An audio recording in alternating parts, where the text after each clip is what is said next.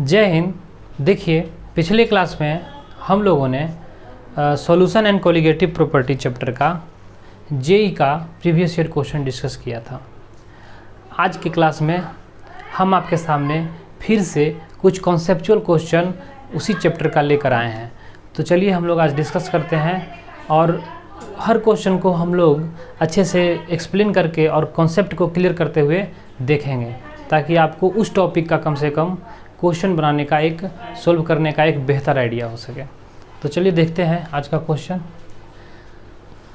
देखिए, आज का पहला क्वेश्चन ये है आपके सामने।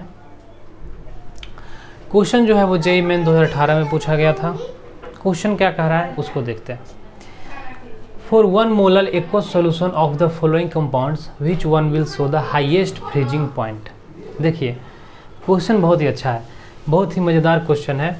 कह रहा है हाईएस्ट फ्रीजिंग पॉइंट, मतलब फ्रीजिंग पॉइंट जो पूछ रहा है वो हाईएस्ट होना चाहिए, मतलब डिप्रेशन इन फ्रीजिंग पॉइंट कम होना चाहिए। अब आप नहीं समझे। अब यहाँ पे एक्वस सॉल्यूशन है, ध्यान दीजिए। एक्वस सॉल्यूशन है तो जैसे एक्वस मतलब क्या होता है कि H2O के साथ कोई सॉल्यूट घोला गया है। अब जब H2O के साथ कोई सॉल्यूट को घोला जाएगा तो सिंपल सा बात है कि इसका फ्रीजिंग पॉइंट होता है 0 डिग्री सेल्सियस। और किसी का 0 डिग्री घोलने के कारण, अगर मान लेते हैं घोलने के कारण डिप्रेशन होने के बाद इसका कम डिप्रेशन हुआ, मतलब -1 डिग्री सेल्सियस पे ही ये जम जाता है, फ्रीजिंग पॉइंट है। ठीक है, कम डिप्रेशन होना मतलब जो फ्रीजिंग पॉइंट में कमी होता है, डिप्रेशन इन फ्रीजिंग पॉइंट, वो कम हुआ। अब कम होने का मतलब है कि बहुत कम घटा, 0 डिग्री सेल्सियस से -1 डिग्री सेल्सियस हुआ, सिंपल सा बात। लेकिन अगर किसी में ज़्यादा डिप्रेशन हो गया, मतलब फ्रीजिंग पॉइंट में ज़्यादा की कमी आ गई, मतलब जो 0 डिग्री सेल्सियस था वो हो गया कितना, -3 डिग्री सेल्सियस। तो ज़्यादा डिप्रेशन होने से फ्रीजिंग पॉइंट कम हो जाता है, सिंपल सा एक बात है, ध्यान दीजिए। ज़्यादा डिप्रेशन इन फ्रीजिंग पॉइंट होने से इसका फ्रीजिंग पॉइंट कम हो जाता है, और कम डिप्रेशन होने से फ्रीजिंग पॉइंट ज़्यादा रहता है। अब देखिए, ये फ्रीजिंग पॉइंट ज़्यादा है कि ये ज़्यादा है, -1 डिग्री सेल्सियस ज़्यादा है कि -3 डिग्री सेल्सियस ज़्यादा है। तो आप कहेंगे कि -1 डिग्री सेल्सियस ज़्यादा है। तो ये क्यों हुआ? क्योंकि कम डिप्रेशन हुआ, 0 से मात्र -1, थोड़ा सा 1 डिग्री सेल्सियस का कमी हुआ। तो यहाँ पे ध्यान दीजिए, क्वेश्चन में यही कह रहा है। क्वेश्चन को समझिएगा।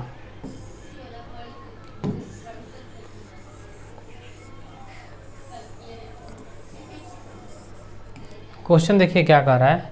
क्वेश्चन कह रहा है हाईएस्ट फ्रीजिंग पॉइंट। तो हाईएस्ट फ्रीजिंग पॉइंट कब होगा?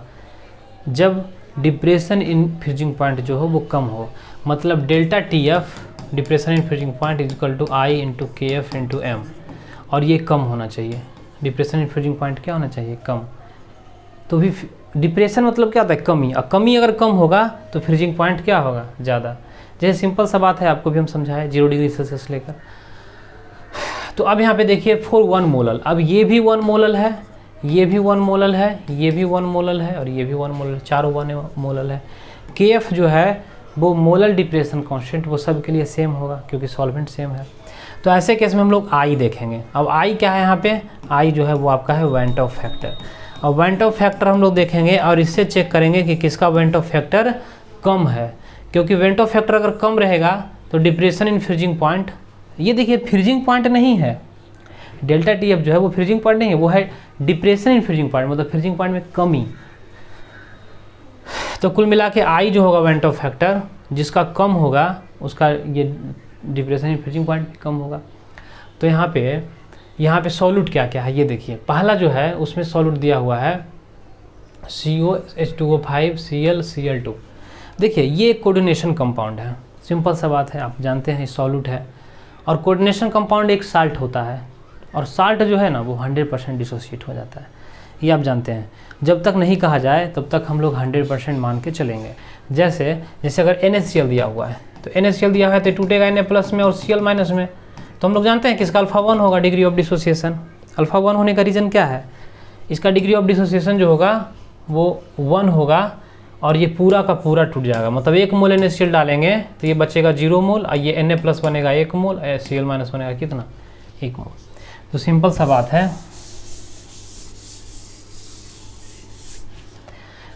बात है, कि यहाँ पे हम लोग देखेंगे कि कितना आयन में डिसोसिएट हो रहा है, I का वैल्यू किसका कम होगा। तो देखिए एक केस में जो है एक केस में जो है वो जो ये कोऑर्डिनेशन स्फीयर है इसके अंदर वाला तो डिसोसिएट होता नहीं है, होता है बाहर वाला। तो यहाँ पे H2O तो हाइड्रेट है, ये तो आयन है नहीं डिसोसिएट होने वाला, मतलब यहाँ 2 क्लोरीन। और देखिए यहाँ पे आयन को हम यहाँ पे लिखते हैं, यहाँ से क्लियर नहीं हो रहा है, यहाँ पे देखिए समझिए इसको। जैसे CO H2O होल चॉइस 5 है, ये है, और यहाँ पे बाहर में क्या है Cl2, और यहाँ पे कोऑर्डिनेशन स्फीयर सेकंड में जो है बाहर में है Cl, बाहर में है एक भी Cl नहीं है, 3H2O है, और चौथा में क्या है, चौथा में है आपका कोऑर्डिनेशन स्फीयर है, बाहर में Cl3 है। तो यहाँ पे ध्यान दीजिए, यहाँ पे जब ये टूटेगा तो टोटल 3 आयन में टूटेगा, तो I का वैल्यू होगा 3, यहाँ पे I का वैल्यू होगा 2, और यहाँ I का वैल्यू कितना होगा 1, और यहाँ I का वैल्यू कितना होगा 4। तो I का वैल्यू यहाँ पे 1 है, तो जिसका कम होगा यानी जो थर्ड ऑप्शन है आपका ये वाला, यही आपका आंसर होगा। अब बोलिएगा कैसे, क्योंकि जिसका I कम होगा, तो I इसका 1 है जो कि सबसे कम है, 1 2 3 4 में I सबसे कम इसी का है, मतलब I जिसका कम रहेगा उसका डिप्रेशन कम होगा, और जब डिप्रेशन कम होगा तो उसका फ्रीजिंग पॉइंट क्या होगा, ज़्यादा होगा। ठीक है, सिंपल सा बात। देखते हैं नेक्स्ट।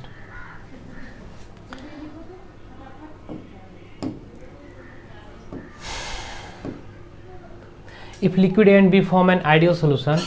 देखिए आइडियल सोल्यूशन हम लोग जैसे ही देखते हैं, आइडियली मेरे दिमाग में यही आता है, मेरे नहीं हमारे दिमाग में, हम लोग के दिमाग में, क्योंकि आप भी जब थ्योरी पढ़े हैं तो आपको हम बताए थे कि अगर ए और बी आइडियल सोल्यूशन बनाता है तो आइडियल सोल्यूशन बनाने में क्या होता है, डेल्टा H मिक्सिंग क्या होता है 0, मतलब इंथैल्पी चेंज जो होता है वो 0 होता है, मतलब कोई भी आइडियल सोल्यूशन में एनर्जी का चेंज नहीं होता है। जितना शुरू में दोनों कंपोनेंट का एनर्जी था मिक्स कर दे दिए, वो एक होमोजीनियस मिक्सचर बनाया, तो बाद में भी सॉल्यूशन का जो इंथैल्पी होगा वो उतना ही रहेगा। तो डेल्टा H मिक्सिंग क्या होता है 0। फ्री एनर्जी जो है वो नेगेटिव हो जाता है, नहीं ये भी नहीं होगा। The enthalpy of mixing is 0, हाँ delta H mixing 0, the enthalpy of mixing is 0। 1 और 4 में एक ही ऑप्शन है, यानी यही ऑप्शन होगा आपका। कैसे पड़ गया 2 ऑप्शन। एंट्रोपी भी 0 नहीं होता है, एंट्रोपी बढ़ जाता है। देखते हैं नेक्स्ट।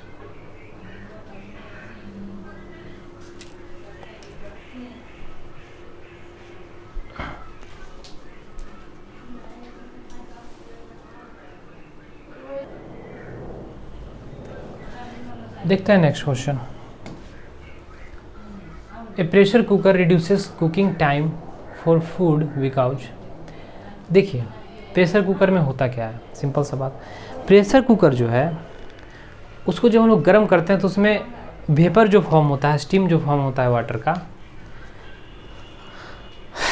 उस स्टीम के प्रेशर के वजह से अंदर का प्रेशर बढ़ जाता है, और अंदर के प्रेशर बढ़ जाने से बॉइलिंग पॉइंट क्या होगा, बढ़ जाएगा। अभी कहाँ से हम बात कर रहे हैं, तो याद कीजिए कि बॉइलिंग पॉइंट किसे कहते हैं, तो एक ऐसा टेम्परेचर जिस टेम्परेचर पे वेपर प्रेशर किसी लिक्विड का एटमॉस्फेयर के प्रेशर के बराबर हो जाए। तो जब कुकर को हम प्रेशर कुकर को जब हम चूल्हे पे चढ़ाते हैं तो हीट होने के कारण उसका अंदर का प्रेशर क्या होगा, बढ़ जाएगा, और उस लिक्विड के लिए वो अंदर का प्रेशर ही क्या हो गया, एक एटमॉस्फेयर बना दिया, एटमॉस्फेरिक प्रेशर हो गया। और अगर उसका प्रेशर बढ़ जाएगा तो उस लिक्विड का बॉइलिंग पॉइंट भी क्या होगा, बढ़ जाएगा। इसी वजह से जब भी हम प्रेशर कुकर में खाना बनाते हैं तो जल्दी क्यों पक जाता है, जल्दी पकने का यही रीज़न है कि उसको एक large amount of heat energy मिलता है, हीट ज़्यादा मिलता है, प्रेशर बढ़ने से हीट ज़्यादा मिलता है, इसकी वजह से। तो यहाँ पे ऑप्शन क्या दिया है, boiling point of water involve in cooking is increase. देखिए क्या करा है कि पानी का जो बॉइलिंग पॉइंट होगा वो बढ़ जाता है। The higher pressure inside the cooker crushes the food material. ऐसा कुछ नहीं है कि प्रेशर बढ़ने से क्रशिंग हो जाता है फूड मटेरियल का, ऐसा नहीं है। कुकिंग इन्वॉल्व केमिकल चेंज, ऐसा कुछ नहीं है, केमिकल चेंज नहीं होता है यहाँ पे। यहाँ पे ऐसा नहीं है कि कोई रिएक्शन हुआ और उस रिएक्शन से एक नया प्रोडक्ट फॉर्म हुआ, नहीं। Heat is more evenly distributed in the cooking, नहीं, हीट ऐसा नहीं है कि सबको बराबर मिलता है, ये कोई लॉजिक नहीं हुआ, बराबर मिलने से नहीं हुआ, ये सब फालतू बात है, ये फालतू है, ये फालतू है। पहला ऑप्शन सही है, जो भी हम आपको बताए कि बॉइलिंग पॉइंट ऑफ वाटर जो है वो बढ़ जाता है क्योंकि अंदर का प्रेशर क्या होता है, बढ़ जाता है। देखते हैं नेक्स्ट।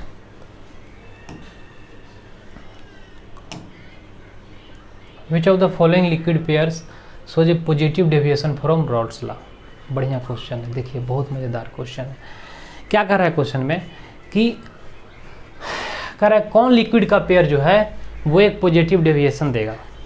देखिए पॉजिटिव डेविएशन कब होता है, जब दो लिक्विड को हम लोग मिलाते हैं। जैसे रॉल्ट्स लॉ का जो लॉ है, एक्सप्रेशन है, वो क्या है, P T is equal to P naught A X A और P naught B X B. मतलब एक लिक्विड का प्योर वेपर प्रेशर और उसका मोल फ्रैक्शन, दूसरे का प्योर का वेपर प्रेशर और दूसरे का क्या मोल फ्रैक्शन, यही आता है। और जब पॉजिटिव डेविएशन होगा तो पॉजिटिव डेविएशन में पीटी का वैल्यू क्या हो जाता है, ज़्यादा, इससे ज़्यादा हो जाता है। और यानी दो कंपोनेंट को हम मिला रहे हैं। देखिए ये कोई लिक्विड है, ये कोई लिक्विड है ए और ये कोई लिक्विड है बी। अब ये लिक्विड है बी और ये है ए और ये पूरा बड़का लिक्विड है। अब देखिए कि ये दोनों के बीच का इंटरेक्शन जो होगा, ये दोनों के बीच का जो इंटरेक्शन होगा, अगर हम ए और बी को मिलाए और दोनों के बीच का इंटरेक्शन बढ़ गया, अगर फोर्स ऑफ अट्रैक्शन बढ़ गया, तो ए का जो फोर्स ऑफ अट्रैक्शन था, बी का जो अपने आप में जो फोर्स ऑफ अट्रैक्शन था एक अपने सिस्टम में, अब मिलाने की वजह से अगर फोर्स ऑफ अट्रैक्शन बढ़ गया, तो अगर फोर्स ऑफ अट्रैक्शन बढ़ जाएगा तो क्या होगा, जो वेपर फॉर्म हो रहा था वो वेपर फॉर्म होना क्या हो जाएगा, कम हो जाएगा। जैसे नहीं समझे, जैसे मान लेते हैं कि कोई दो मटेरियल है, एक आटा ले लिए, आटा आप ले लिए, आटा को ऐसे करके फूंक दीजिए, आटा का बहुत सारा मोलिक्यूल उड़ जाएगा, ठीक है। अब क्या कीजिए, आटा में थोड़ा सा पानी मिला दीजिए, ऊपर से पानी मिलाइए नहीं, उसका एक स्प्रे मार दीजिए ऊपर से पानी का। अब क्या होगा कि फिर से फूकिए आप उस आटे को, तो जब आप फूकेंगे ना तो उतना आटा नहीं उड़ेगा जितना पहला बार उड़ा था। तो कहना क्या चाहते हैं इससे, ये लिक्विड क्या होता है, उड़ता है, वेपर बनाता है। ये लिक्विड क्या होता है, उड़ता है और वेपर बनाता है। अगर ये वेपर बनाने का रेट कम हो गया, वेपर बनाने का रेट अगर कम हो गया, मतलब मिलाने के बाद उतना वेपर नहीं बन रहा है, जैसे इतना ज़्यादा वेपर बन रहा था ए का, इतना ज़्यादा बन रहा था बी का, अब मिलाने के बाद उतना वेपर नहीं बन रहा है, मतलब दोनों के बीच अट्रैक्शन क्या हो गया, बढ़ गया। और अट्रैक्शन बढ़ जाएगा तो कम वेपर बनाएगा, और कम वेपर बनाएगा तो कम वेपर प्रेशर होगा, और जब कम वेपर प्रेशर होगा तो हाई बॉइलिंग पॉइंट होगा, क्योंकि ज़्यादा वेपर प्रेशर करने के लिए हम लोग को टेम्परेचर ज़्यादा बढ़ाना पड़ेगा। तो हम आपको ऑफलाइन क्लास में ये सब बात समझा चुके हैं। तो चलिए ठीक है, तो यहाँ पे देखिए कौन ऐसा पेयर है जिसमें अट्रैक्शन जो हो रहा है ना वो क्या कर रहा है, क्या बोल रहा है, पॉजिटिव डेविएशन। तो पॉजिटिव डेविएशन, तो ये तो जो हम बताए अट्रैक्शन बढ़ने वाला बात बताया, यहाँ पे पॉजिटिव डेविएशन दे रहा है क्वेश्चन में। तो पॉजिटिव डेविएशन कब होगा, जब दो को हम मिलाए और अट्रैक्शन घट गया। तो जब अट्रैक्शन घट जाएगा तो क्या होगा, ज़्यादा वेपर बनेगा। अट्रैक्शन घट जाएगा ना तो ज़्यादा वेपर बनेगा। मान लेते हैं कि दो लिक्विड आपस में अट्रैक्ट कर रहा था, लेकिन जब मिला दिए तो दोनों के बीच का अट्रैक्शन क्या हो गया, मिलाने के बाद घट गया। तो अट्रैक्शन जब घट जाएगा तो ज़्यादा वेपर बनेगा, तो ज़्यादा वेपर बनेगा तो ज़्यादा वेपर प्रेशर होगा, और जब ज़्यादा वेपर प्रेशर होगा तो बॉइलिंग पॉइंट कम होगा। तो कौन ऐसा पेयर है जिसमें वेपर प्रेशर क्या हो रहा है, घट रहा है। तो देखिए वाटर और हाइड्रोक्लोरिक एसिड, एसीटोन और क्लोरोफॉर्म, वाटर और नाइट्रिक एसिड, बेंजीन और मिथेनॉल। तो मेरे हिसाब से हम आपको जो बता चुके हैं उसके हिसाब से क्या होना चाहिए, बेंजीन और मिथेनॉल होना चाहिए। अब बोलिएगा क्यों, यही बात आप क्यों बोले बेंजीन और मिथेनॉल, क्योंकि देखिए मिथेनॉल जो है वो क्या है, CH3OH, और एक मिथेनॉल जो है वो दूसरे मिथेनॉल पे क्या करेगा, CH3OH, इसके साथ वो H बॉन्ड बनाएगा। क्या बनाएगा, H बॉन्ड, मतलब अट्रैक्शन ज़्यादा है। लेकिन जब अट्रैक्शन ज़्यादा है, लेकिन जब इस मिथेनॉल के साथ आप बेंजीन मिला दीजिएगा तो बेंजीन फुल्ली क्या है, नॉन पोलर, और बेंजीन जब फुल्ली नॉन पोलर है तो उसके बीच कोई अट्रैक्शन नहीं होगा। किसके बीच, अगर ये मिथेनॉल है और ये बेंजीन है तो ये दोनों के बीच क्या है, अट्रैक्शन नहीं होगा, क्योंकि ये पोलर और ये नॉन पोलर। तो ऐसे केस में क्या होगा कि जो दो मिथेनॉल मॉलिक्यूल आपस में H बॉन्ड बना रहा था उसके बीच में ये बेंजीन आ जाएगा और दोनों के बीच अट्रैक्शन क्या होगा, घट जाएगा, तो ज़्यादा वेपर प्रेशर होगा। यानी मेरे हिसाब से ऑप्शन क्या होना चाहिए, 4। देखते हैं next question. 2 solution of a substance non electrolyte है। देखिए नॉन इलेक्ट्रोलाइट है, ब्रैकेट में दे दिया नॉन इलेक्ट्रोलाइट। अब हम लोग के दिमाग में यही आता है, नॉन इलेक्ट्रोलाइट जैसे ही देखे हम समझ गए इसका आई का वैल्यू 1 होगा, वेंटो फैक्टर इसका क्या होगा 1 होगा। क्यों होगा वाई का वैल्यू 1? क्योंकि इलेक्ट्रोलाइट नहीं है तो फिर ये कैटायन और एनायन में डिसोसिएट नहीं होगा, और जब कैटायन और एनायन में डिसोसिएट नहीं होगा तो आई का वैल्यू 1 होगा।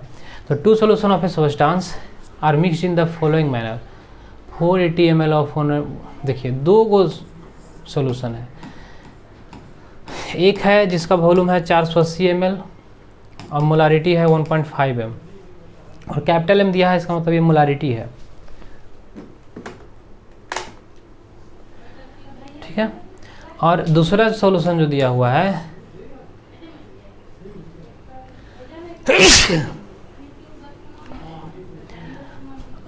दूसरा सॉल्यूशन जो है वो है 520 ml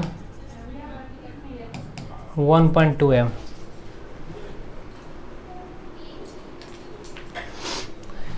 ये 480 ml और 1.5 m, 520 ml और 1.2 m, 2 लिक्विड है, दोनों को हम लोग मिला रहे हैं, दोनों नॉन इलेक्ट्रोलाइट है, उससे मतलब नहीं है। देखते हैं आगे क्या करा है। 520 ml है, what is the molarity of the fans? तो बहुत सिंपल क्वेश्चन हो गया। मोलारिटी कैसे निकालते हैं? M1V1 plus M2V2 is equal to क्या लिखते हैं? M3V1 प्लस V2, यही होता है, आपको ऑफलाइन बैच में पढ़ा है। तो फिर M1V1 क्या होगा? 480 ml into 1.5 plus 520 ml into 1.2 is equal to 1000 into क्या m, यहाँ से m निकाल दीजिए, 720 प्लस ये कितना हो जाएगा 52, हो जाएगा 12 दूनी 24, 24 का 4 2 बच गया, 12 बजे 60, 4 64 640।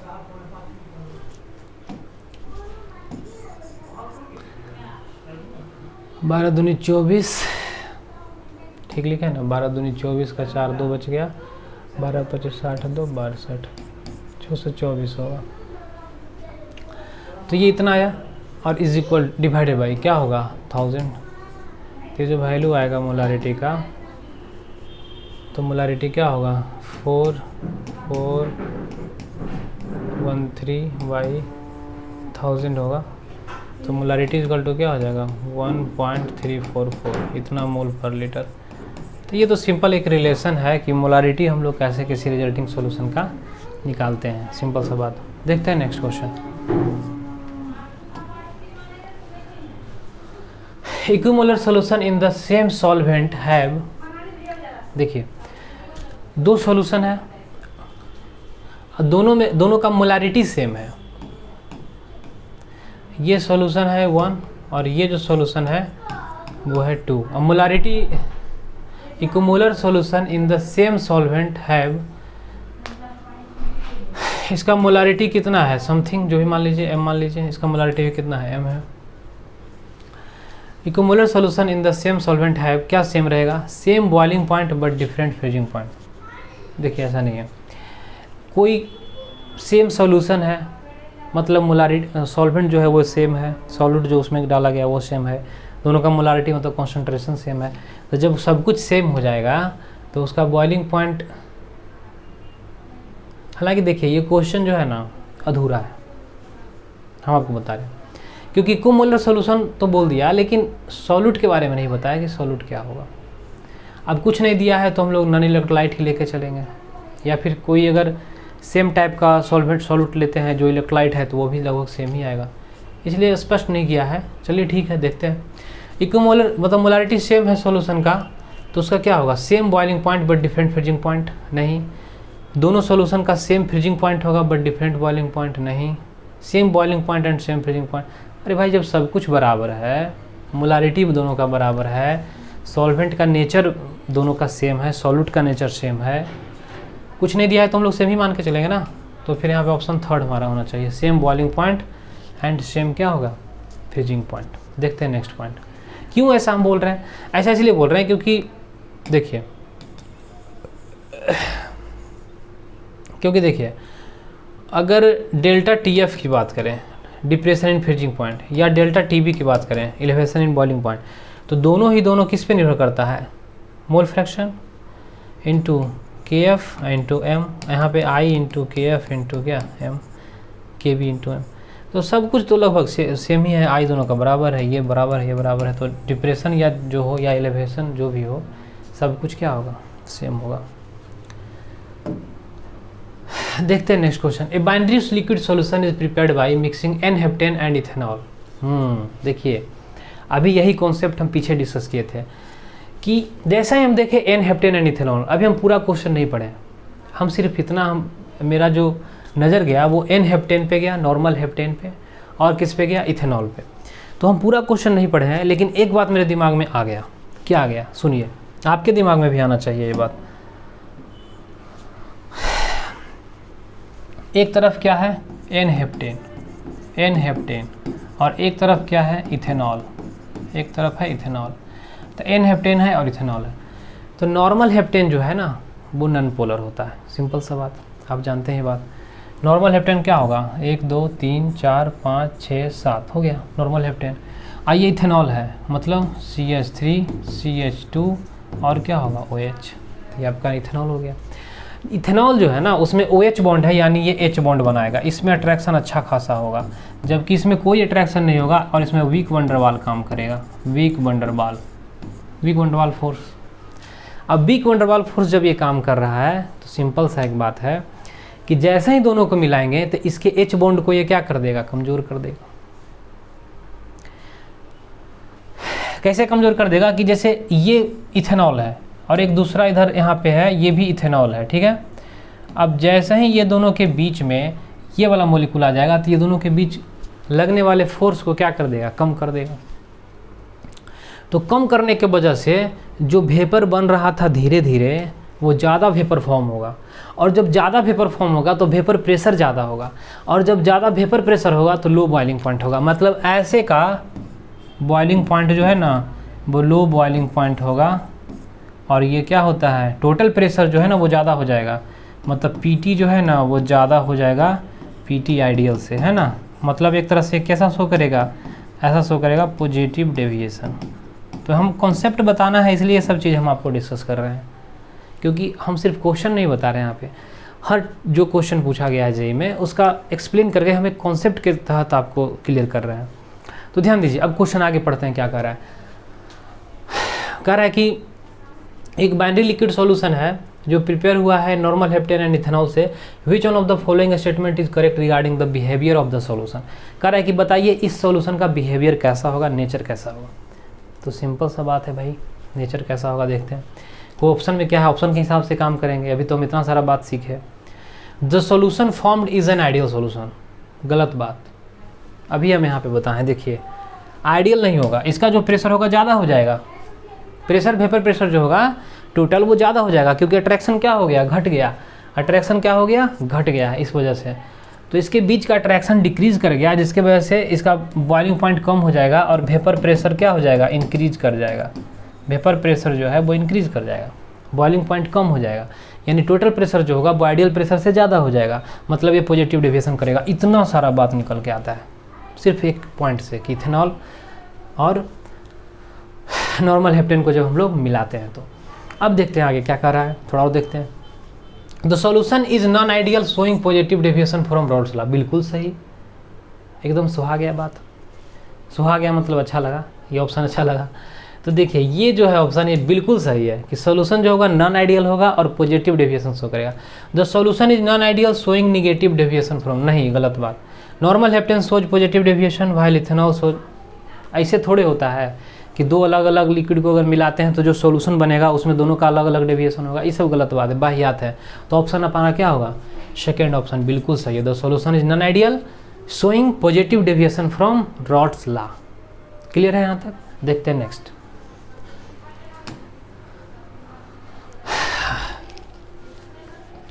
Consider separate solution of 0.5 m ethanol, इतना m ये 0.1 m Mg3PO4, 0.25 m KBr and which statement is true about this solution.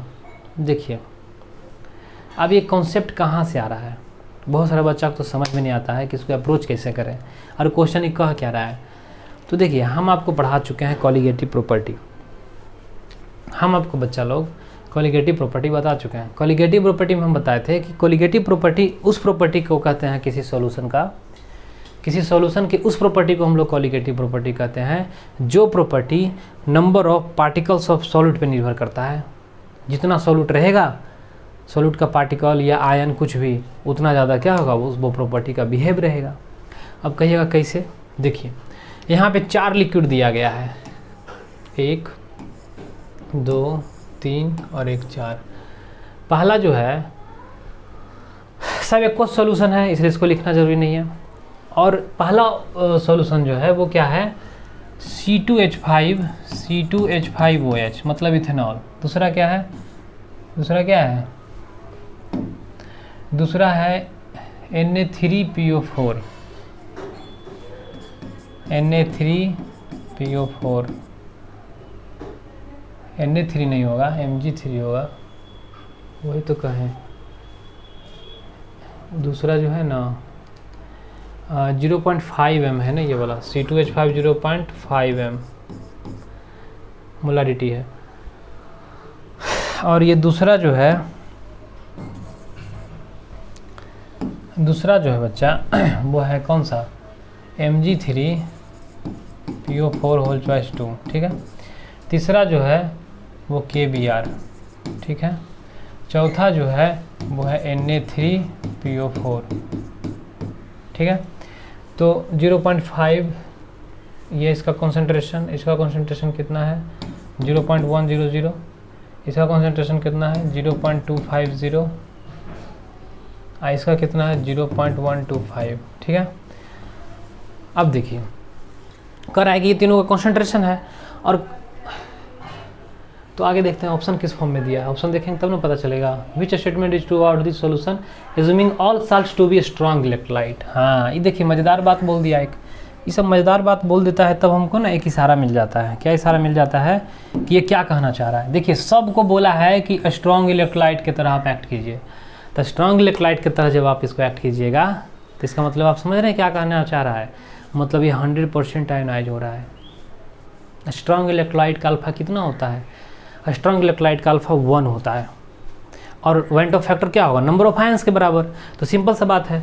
तो यहाँ पे देखिए ध्यान से देखिए, ये स्ट्रॉन्ग इलेक्ट्रोलाइट जब होगा, जब ये स्ट्रॉन्ग इलेक्ट्रोलाइट होगा तो कह रहा है पहला सोल्यूशन जो है ना highest osmotic pressure, they all have the same osmotic pressure, ये has the highest osmotic pressure. चलिए ठीक है, यानी ऑस्मोटिक प्रेशर के टर्म में बताना है। तो चलिए देखते हैं, मान लेते हैं कि 1 लीटर ये भी है, 1 लीटर ये है, 1 लीटर ये है और 1 लीटर ये है।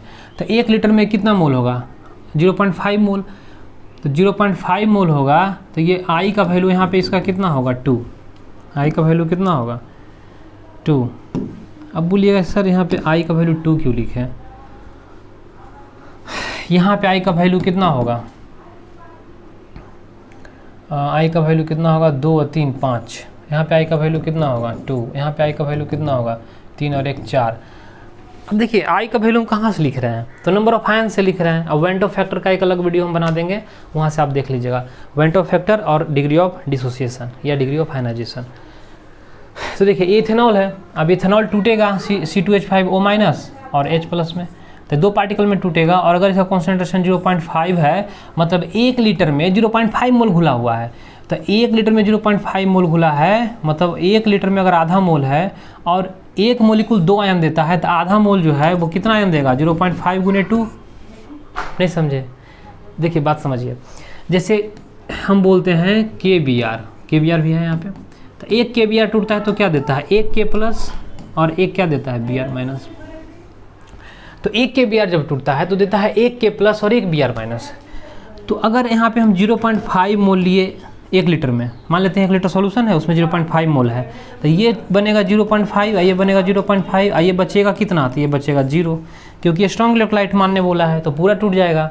तो फिर दोनों टूटेगा, दोनों आयन में टूटेगा, तो 0.5 है 0.5, तो टोटल नंबर ऑफ पार्टिकल्स कितना होगा तो 1। अब बोलिएगा सर तो 1 से क्या लेना देना है, अरे भाई colligative property number of particles पे ही निर्भर करता है, जितना पार्टिकल रहेगा उसमें उतना ही ज़्यादा कोलिगेटिव प्रॉपर्टी शो करेगा।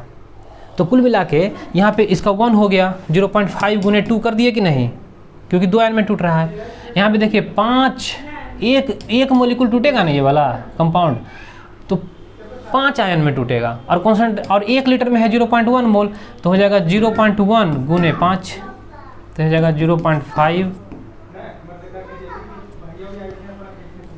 ये हो जाएगा कितना 1, और ये होगा कितना, एक लीटर में ये 0.25 मोल है, अब बनेगा 2 आयन, तब होगा 0.25 गुने 2 मतलब 0.5, और यहाँ पे देखिए 4 में मतलब 4, एक कंपाउंड जो है ना वो 4 आयन में टूटेगा, और एक कंपाउंड जब 4 आयन में टूट रहा है और इसका कॉन्सेंट्रेशन का 0.125 है, मतलब 1 लीटर में ये जो है ना वो इतना मोल है, और 1 मोल से 4 आयन बन रहा है, इतना मोल से कितना आयन बनेगा 0.125 गुने 4, तो क्या हो जाएगा 500, मतलब 0.5 क्या हो जाएगा 0.5 है ना। तो देखिए यहाँ पे आई सबसे ज़्यादा किसका है, इसका है, आई सबसे ज़्यादा किसका है, तो C2H5OH का है।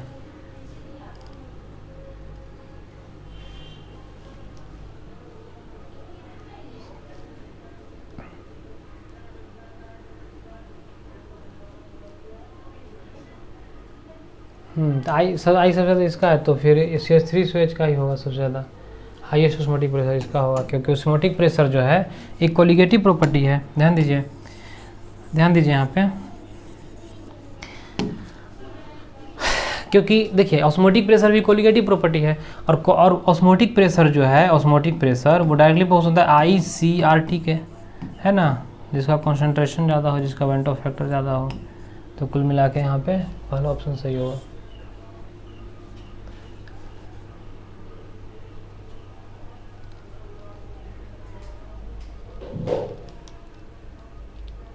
देखते हैं नेक्स्ट क्वेश्चन नहीं है। तो चलिए आज की क्लास में इतना ही, हम लोग मिलते हैं अगले क्लास में।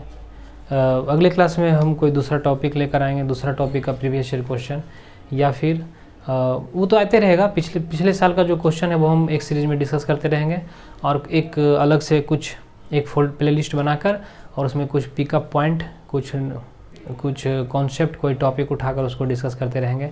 जैसे कि आज की क्लास में हम आपको बताएं कि वेंट ऑफ फैक्टर और डिग्री ऑफ डिसोसिएशन पे एक वीडियो रहेगा, जो कि बहुत ही कॉन्सेप्चुअल रहेगा। तो मिलते हैं अगले क्लास में। जय हिंद।